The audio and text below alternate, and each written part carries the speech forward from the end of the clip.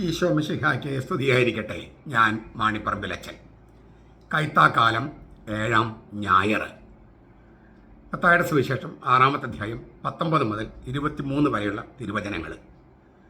പുഴുവും തുരുമ്പും നശിപ്പിക്കുകയും കള്ളന്മാർ തുരന്ന് മോഷ്ടിക്കുകയും ചെയ്യുന്ന ഈ ഭൂമിയിൽ നിങ്ങൾ നിക്ഷേപം സ്വരൂപിച്ചു വയ്ക്കരുത്. പുഴുവും തുരുമ്പും നശിപ്പിക്കാത്തതും കള്ളന്മാർ തുരന്ന് മോഷ്ടിക്കാത്തതുമായ സ്വർഗത്തിൽ നിക്ഷേപം സ്വരൂപിച്ചു വയ്ക്കുക. നിന്റെ നിക്ഷേപം എവിടെയോ അവിടെയായിരിക്കും നിന്റെ ഹൃദയവും. കണ്ണാണ് ശരീരത്തിൻ്റെ വിളക്ക്. കണ്ണ് ചൊവ്വുള്ളതെങ്കിൽ നിന്റെ ശരീരം മുഴുവൻ പ്രകാശിതമായിരിക്കും. കണ്ണ് കേടുള്ളതെങ്കിലോ നിന്റെ ശരീരം മുഴുവൻ ഇരുണ്ടതായിരിക്കും. എന്നാൽ നിന്നിലുള്ള വെളിച്ചം ഇരുട്ടായാൽ ഇരുട്ട് എത്രയോ വലുതായിരിക്കും. 2 യജമാനന്മാരെ സേവിക്കാൻ ആർക്കും കഴിയുകയില്ല. ഒന്നുകിൽ ഒരുവനെ ദ്വേഷിക്കുകയും മറ്റവനെ സ്നേഹിക്കുകയും ചെയ്യും, അല്ലെങ്കിൽ ഒരുവനോട് പറ്റിച്ചേർന്ന് മറ്റവനെ നിരസിക്കും. ദൈവത്തെയും മാമോനെയും സേവിക്കാൻ നിങ്ങൾക്ക് കഴിയുകയില്ല. ഈ തിരുവചന പാഠത്തിലെ 2 പ്രയോഗങ്ങളെക്കുറിച്ചാണ് നമ്മളിന്ന് ധ്യാനിക്കുക. ഒന്നാമത്തേത്, ശരീരത്തിൻ്റെ വിളക്ക്. കർത്താവിൻ്റെ വിളക്കാണ് മനുഷ്യൻ്റെ ആത്മാവ് എന്നൊരു ചൊല്ലുണ്ട്. കർത്താവിൻ്റെ വിളക്കാണ് മനുഷ്യൻ്റെ ആത്മാവ്. അതൊരു പഴമൊഴി പോലത്തെ ഒരു സൂക്തമാണ്, ഒരു മൊഴിയാണ്. അതുപോലുള്ള ഒരു പ്രാചീന ആലങ്കാരിക പ്രയോഗമാണ് കണ്ണാണ് ശരീരത്തിൻ്റെ വിളക്ക്. തോബിത്തിൻ്റെ പുസ്തകം 10:5, സുഭാഷിതങ്ങൾ 15:30, പ്രഭാഷകൻ 23:19 സൂചനകളുണ്ട്. ഒരാളുടെ ശാരീരിക ചലനങ്ങളെ നയിക്കുന്ന വിളക്ക് കണ്ണാണ്. കണ്ണുകൊണ്ടാണ് നമ്മൾ ചലനം, അങ്ങോട്ട് നോക്കുന്നു, ഇങ്ങോട്ട് നോക്കുന്നു, മുന്നോട്ട് പോകുന്നു. ഇവിടെ ഈ പ്രയോഗം ഓരോ സന്ദർഭത്തിലും അത് ആ സന്ദർഭം അനുസരിച്ച് അർത്ഥം മാറി വരാം. ഈ പഴമൊഴിക്ക്, ഈ സൂക്തത്തിന് പല അർത്ഥങ്ങൾ വരാം. ഇവിടെ യേശു ഉപയോഗിക്കുന്നത് ഔദാര്യത്തെക്കുറിച്ച് പഠിപ്പിക്കാനാണ്.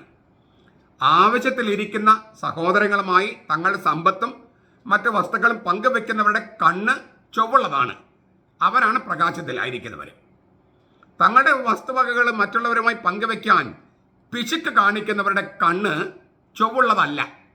നിയമാവർത്തനം 15:9, പ്രഭാഷകൻ 14:8-10, മത്തായിയുടെ സുവിശേഷം 20:15. അവരുടെ ഈ പിശുക്ക് കാണിക്കുന്നവരുടെ, തങ്ങളുടെ വസ്തുക്കൾ മറ്റുള്ളവരുമായി പങ്കുവെക്കാൻ പിശുക്ക് കാണിക്കുന്നവരുടെ കണ്ണ് കേടുള്ളതാണ്. അത് മുഴുവൻ ഇരുട്ടാണ്. അവർ ഈ ഭൗതിക വസ്തുക്കളെല്ലാം കണ്ണ് മഞ്ഞളിച്ചിട്ട് അത് പങ്കുവെക്കാനായിട്ട് പിശുക്ക് കാണിച്ച്, അപ്പോൾ കണ്ണ് മഞ്ഞളിച്ച് പോയി ഇരുട്ടിലായിരിക്കുകയാണ്. ഈ ഭൗതിക സ്വത്തുക്കളൊക്കെയാണ് തന്നെ സംരക്ഷിക്കുക, തന്നെ രക്ഷിക്കുക എന്നൊക്കെ അവർ വിചാരിക്കുന്നു. പണമില്ലാതെ ജീവിക്കാൻ ആർക്കും കഴിയില്ല, കർത്താവിന് പോലും കഴിഞ്ഞിട്ടില്ല. അപ്പോൾ പള്ളിയിൽ പണം പിരിക്കുന്നു, ദേവാലയത്തിലും ക്ഷേത്രത്തിലൊക്കെ പണം പിരിക്കുന്നു, അതുകൊണ്ട് ഞാൻ ക്ഷേത്രത്തിൽ പോകില്ല എന്നൊക്കെ പറഞ്ഞാൽ അവരുടെ കണ്ണിനും കുഴപ്പമുണ്ട്. ഈ ദൈവത്തിന് പണം ആവശ്യമുണ്ടോ എന്ന് വെച്ചാൽ ദൈവത്തിന് പണം ആവശ്യമില്ല. പക്ഷെ ദൈവം മനുഷ്യനായി വന്നപ്പോൾ അവൻ ആശാരിപ്പണിയെടുത്ത് ജീവിച്ചാണ്. അല്ലാതെ വാക്കുകൊണ്ട് ഈ കല്ലുകൾ അപ്പമാക്കി, അധികാരമുള്ളവൻ കല്ലുകൾ അപ്പമാക്കി ഭക്ഷിക്കുന്നല്ല ചെയ്തേ, അധ്വാനിച്ച് തന്നെയാണ്. അപ്പോൾ ഈ ഭൂമിയിലായിരിക്കുമ്പോൾ നമുക്ക് പണം ആവശ്യമാണ് എല്ലാ കാര്യങ്ങൾക്കും. ദൈവത്തെ ശുശ്രൂഷിക്കാനും, ദരിദ്രർക്കാണെങ്കിലും, പള്ളിയുടെ കാര്യങ്ങൾ, ലൈറ്റ്, ഫാന്, പൂജക്കുള്ള വസ്തുക്കളാണെങ്കിൽ, ദിവ്യബലിക്കുള്ള വസ്തുക്കൾ, ഇതൊക്കെ പണം കൊടുത്താലേ കിട്ടൂ. അപ്പോൾ ദൈവത്തിന് പണം ആവശ്യമില്ലെങ്കിലും ദൈവത്തിൻ്റെ കാര്യങ്ങൾക്ക് പണം ആവശ്യമുണ്ട്. ദൈവത്തിൻ്റെ കാര്യങ്ങൾ ചെയ്യണമെന്ന് ദൈവം തന്നെയാണ് പറഞ്ഞിരിക്കുന്നത്. കർത്താവ് ഈശോ മിശിഹാ തന്നെയാണ് പറഞ്ഞത്. ലാവിഷായിട്ട് ചെലവഴിക്കാനും പറഞ്ഞിട്ടുണ്ട്. ദരിദ്രർ എപ്പോഴും നിങ്ങളുടെ കൂടെയുണ്ട്. ഇവിടെ ശവസംസ്കാരത്തിന് വേണ്ടി ചെയ്തെന്ന് പറഞ്ഞിട്ട് 300 ദിവസത്തെ കൂലി, 300 ദിവസത്തെ കൂലി കൊടുത്ത് കിട്ടുന്ന ഒരു പരിമളദ്രവ്യം കർത്താവിന് മേലെ ഒഴിക്കാനാണ് കർത്താവ് അതിനെയാണ് ന്യായീകരിച്ചത്. അപ്പോൾ അത് കർത്താവ് തന്നെ പറഞ്ഞിട്ടുള്ളതാണ്. ദൈവത്തിന് സമൃദ്ധിയായിട്ട് കൊടുക്കണമെന്ന് തന്നെയാണ് കർത്താവ് പറഞ്ഞിട്ടുള്ളത്. ദരിദ്രർ എന്നും നിങ്ങളുടെ കൂടെയുണ്ട്, ഞാൻ എന്നും നിങ്ങളുടെ കൂടെയില്ല എന്ന് വെച്ചാൽ കർത്താവിന് ആവശ്യമുള്ളതെല്ലാം കൊടുക്കണം, ഏറ്റവും ബെസ്റ്റ് കർത്താവിന് കൊടുക്കണമെന്നാണ് കർത്താവിൻ്റെ പക്ഷം. 1-ാം പ്രമാണത്തിൻ്റെ ഭാഗം അത് തന്നെയാണ്. ഈ ചുരുക്കത്തിൽ കുരുടന്മാരല്ല ഇരുട്ടിൽ കഴിയുന്നത്, പിശുക്കന്മാരാണ്. 6 പിശുക്കന്മാർ അവർ ഇരുട്ടിലാണ്. കാരണം അവർ വിചാരിക്കുന്നത് ഈ ഭൗതിക സ്വത്തുക്കളാണ് അവരെ രക്ഷിക്കാനാണ്. കർത്താവ് പറയാണ് സ്വർഗത്തിൻ്റെ ബാങ്കിൽ നിക്ഷേപിക്കുക. സ്വർഗത്തിൻ്റെ ബാങ്ക് എന്ന് പറയുന്നത് ഈ ആവശ്യത്തിലേക്കുന്ന സഹോദരങ്ങളാണ്. അവർക്ക് നമ്മൾ സഹായം ചെയ്യുമ്പോൾ നമ്മൾ സ്വർഗത്തിൽ നിക്ഷേപിക്കുകയാണ്. തീർച്ചയായിട്ടും നമുക്ക് ഭൂമിയിൽ നിക്ഷേപം വേണം. നമുക്ക് ചില കരുതലുകൾ വേണം. മക്കൾക്ക് വേണ്ടിയും മാതാപിതാക്കൾക്ക് വേണ്ടിയും ബന്ധുക്കൾക്ക് വേണ്ടിയും അങ്ങനെ ജോലിക്കാർക്ക് വേണ്ടിയും ഒക്കെ കരുതൽ വേണം. അതേസമയം ആത്യന്തികമായി സ്വർഗത്തിൻ്റെ ബാങ്കായ ദരിദ്രരിൽ നിക്ഷേപിക്കും വേണം, പണം നിക്ഷേപിക്കണം. ഇത് തിരിച്ചറിയണമെങ്കിൽ അതിനുള്ള ഉൾക്കാഴ്ച വേണം. അതിനാണ് കണ്ണ് ചുവള്ളതായിരിക്കണമെന്ന് പറയണേ. ഇതാണ് ഒന്നാമത്തെ സന്ദേശം. രണ്ടാമത്തെ പറയുന്നത്, ദൈവത്തെയും മാമോനെയും സേവിക്കാൻ ഒരേ സമയം സേവിക്കാൻ നിങ്ങൾക്ക് കഴിയില്ല. ഒന്നുകിൽ ഒരുവനെ ദ്വേഷിച്ച് മറ്റവനെ സ്നേഹിക്കും, അല്ലെങ്കിൽ ഒരുവനോട് പറ്റിച്ചേർന്നിട്ട് മറ്റവനെ നിരസിക്കും. മാമോൻ എന്ന വാക്കാണ് ഉപയോഗിച്ചിരിക്കുന്നത്. അതിൻ്റെ റൂട്ട് നോക്കിയാൽ ആമേൻ എന്ന വാക്ക് തന്നെയാണ്. ആമേൻ ഇല്ലേ, ആശ്രയിക്കുക, വിശ്വസിക്കുക, വിശ്വസ്ത പുലർത്തുക, സത്യസന്ധനായിരിക്കുക, ഇങ്ങനെയൊക്കെയാണ് ആമേൻ എന്ന വാക്കിനർത്ഥം. അതിൻ്റെ തന്നെ ക്രിയാധാതുവിൽ നിന്ന് മാമോൻ. അതായത് ഒരാളുടെ ആശ്രയം പണമായാൽ പണം ദൈവമായിട്ട് മാറും. അപ്പം നിങ്ങൾ ആശ്രയം വെക്കുന്നത് മാമോൻ എന്ന ആളാകരുത്. മാമോൻ എന്നത് പണത്തെ ഒരാളായിട്ട് സങ്കല്പിച്ചിട്ട് അവതരിപ്പിച്ചിരിക്കുകയാണ്. ഈ വാക്കിന് മാമൻ എന്ന വാക്കിന്, ആമൻ എന്ന വാക്കിന് ആശ്രയം എന്നൊക്കെ ഞാൻ പറഞ്ഞല്ലോ, അതിൽ നിന്ന് ഉരുത്തിയിരുന്ന മാമൻ എന്ന വാക്കിന് സമ്പത്ത്, വസ്തുക്കൾ, ലാഭം, ഭൗതിക സമ്പാദ്യം, ലൗകിക സ്വത്ത്, ഇങ്ങനെ പല അർത്ഥങ്ങളുണ്ട്. അരാമിയ പദമാണിത്. ലൂക്കാസ് സുവിശേഷം 16:9 നമുക്കതിന് സൂചന കാണാം. ഇതിന് തത്തുല്യമായൊരു വാക്ക് പഴയ നിയമത്തിലില്ല. ഹെബ്രായ ബൈബിളില് ഈ അരാമിയ പാഠത്തിന് തത്തുല്യമായ മാമൻ എന്നൊരു വാക്ക് അവിടെ ഇല്ല. ഇന്ത്യയിലെ നമ്മൾ ലക്ഷ്മി, മഹാലക്ഷ്മി എന്നൊക്കെ പേരിൽ പണത്തെ പൂജിക്കുന്നുണ്ട് ഈ നമ്മുടെ ഹൈന്ദവ സഹോദരന്മാര്.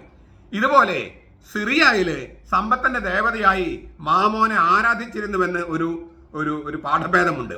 സിറിയയില് മാമോനെ, ഇവിടെ ലക്ഷ്മി, മഹാലക്ഷ്മി, ലക്ഷ്മി ഏത് സമയത്ത് വന്നാലും സ്വീകരിക്കണം എന്നൊക്കെ പറഞ്ഞിട്ട് പണത്തെ സേവിക്കുന്ന ആളുകളുണ്ട്. ഇതുപോലെ സിറിയയില് മാമോനെ സമ്പത്തിന്റെ ദേവതയായി ആരാധിച്ചിരുന്നുവെന്നൊരു പാരമ്പര്യമുണ്ട്. ഏതായാലും ദൈവത്തിനെതിരായ ഒരു വിമത ദേവനായി സ്വയം നടിക്കുന്ന പണം തന്നെ സേവിക്കണമെന്ന ഒരു വ്യവസ്ഥ മുന്നോട്ട് വയ്ക്കുകയാണ്. അങ്ങനെ മുന്നോട്ട് വെച്ച് അത് അംഗീകരിച്ചാൽ പണത്തെ ദൈവമായിട്ട്, പണത്തെ ദേവനായിട്ട് സങ്കല്പിക്കുകയാണ്. അപ്പൊ പണം നമ്മുടെ ആവശ്യത്തിന് ഉപയോഗിക്കാതെ പണത്തിന് വേണ്ടി നമ്മൾ ജീവിക്കേണ്ടി വരിക. നമ്മുടെ ആവശ്യങ്ങൾക്ക് പണം വേണം, അതിന് പകരം പണത്തിന് വേണ്ടി ജീവിക്കുക, പണത്തെ ദൈവമായി സങ്കല്പിക്കുക. അങ്ങനെ സങ്കല്പിക്കുമ്പോൾ അതിനെ വിളിക്കുന്ന പേരാണ് മാമോൻ. നമ്മുടെ ആശ്രയം മുഴുവൻ സമ്പത്തിൽ, നമ്മുടെ വിശ്വസ്ത കാണിക്കുന്ന സമ്പത്തിനോട് മാത്രം. അങ്ങനെയൊക്കെ വരുമ്പോൾ മാമോൻ എന്നത് ദൈവത്തിന്റെ സ്ഥാനം അപഹരിക്കുന്ന ഒരു ദുർദേവതയായിട്ട് മാറും.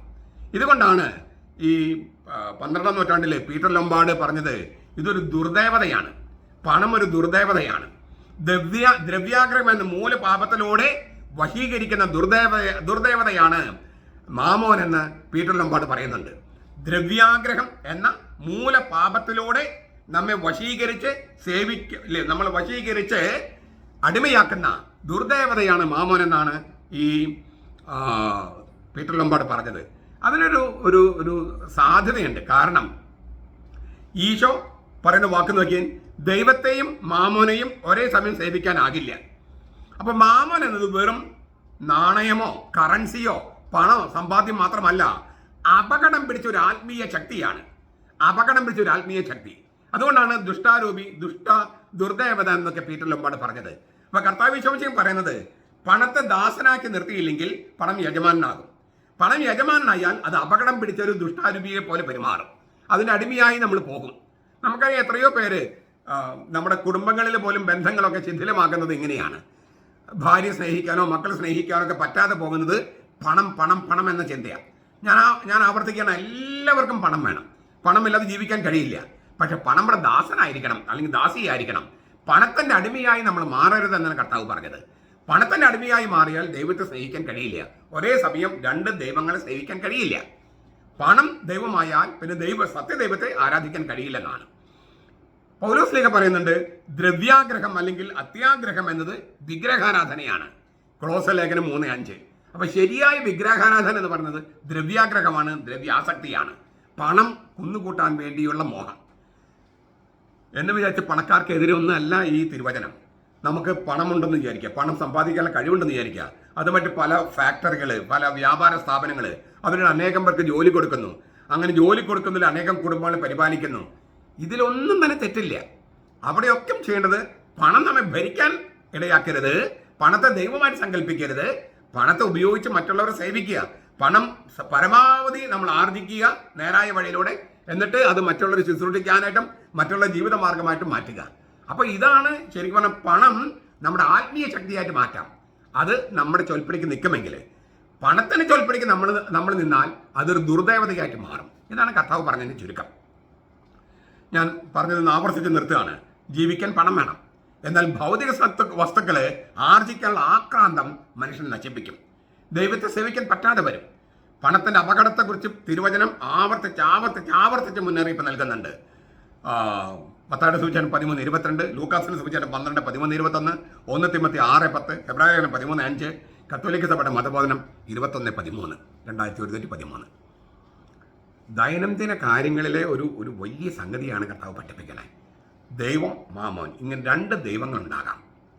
ദൈവം വെച്ചാൽ ഈ മാമോനെ ദൈവത്തിൻ്റെ സ്ഥാനത്ത് പ്രതിഷ്ഠിച്ചാൽ അതൊരു ദുർദേവത, അപകടം വെച്ച ദുർദേവതയായിട്ട് മാറും. അപ്പം നമ്മൾ ദിവസവും എന്തുമാത്രം നമ്മൾ കഷ്ടപ്പെടുന്നത് മുഴുവൻ പണം സമ്പാദിക്കാനാണ്. ആ പണം സമ്പാദിക്കാൻ എന്തിനാ? ജീവിക്കാൻ, വസ്ത്രം ധരിക്കാൻ, ഭക്ഷണം കഴിക്കാൻ, ഇങ്ങനെ ഒരുപാട് കാര്യം, മരുന്ന് വാങ്ങിക്കാൻ, അതൊക്കെ എല്ലാത്തിനും പണം വേണം. നമ്മുടെ ജീവിതത്തിൻ്റെ മുക്കാഭാഗവും ജീവിതം ഈ പണസമ്പാദനത്തിനാണ്. അതെല്ലാം വേണം. പക്ഷെ അപ്പോഴും പണം കൊണ്ട് ദാസനായിരിക്കണം. പണം കൊണ്ട് എല്ലാം നേടാം, പണത്തിന് മീതെ പരുന്തും പറക്കില്ല, പണം കൊണ്ട് എല്ലാം വാങ്ങിക്കാം എന്നൊന്നും വിചാരിക്കാൻ പാടില്ല. അത് നമുക്ക് എല്ലാവർക്കും അറിയുന്ന പാഠം തന്നെയാണ്. പക്ഷെ കർത്താവ് അത് ഇച്ചിരി ശക്തമായിട്ട് അവതരിപ്പിച്ചിരിക്കുക. പണം നമ്മെ സേവിക്കാൻ പണത്ത് ഉപയോഗിക്കുന്നില്ലെങ്കിൽ പണം ഒരു അപകടം വെച്ച് ആത്മീയ ദുർദേവതയായിട്ട് മാറുമെന്നാണ് കർത്താവ് പറഞ്ഞത്. അത് വളരെ ശക്തമായ പ്രബോധനമാണ്. അത് ഉൾക്കൊള്ളാൻ നമുക്ക് പരിശ്രമിക്കാം. ദൈവത്തെ സേവിക്കാൻ നമുക്കുള്ള എല്ലാ ഭൗതിക സംഗതികളും, ദൈവത്തെയും ദൈവത്തിൻ്റെ ജനത്തെയും ദരിദ്രരെയും സേവിക്കാൻ നമുക്ക് ദൈവം തന്നവും നമ്മൾ ആർജിച്ചതുമായ സകല വസ്തുക്കളും ഉപയോഗപ്പെടുത്താം. അപ്പോൾ നമ്മുടെ കണ്ണ് പ്രകാശമുള്ളതായിരിക്കും. നമ്മുടെ കർത്താവ് ഈശോ മിശിഹായുടെ കൃപയും പിതാവായ ദൈവത്തിൻ്റെ സ്നേഹവും പരിശുദ്ധാത്മാവിൻ്റെ സഹവാസവും നാം എല്ലാവരോടും കൂടി ഉണ്ടായിരിക്കട്ടെ, എപ്പോഴും എന്നേക്കും. ആമേൻ.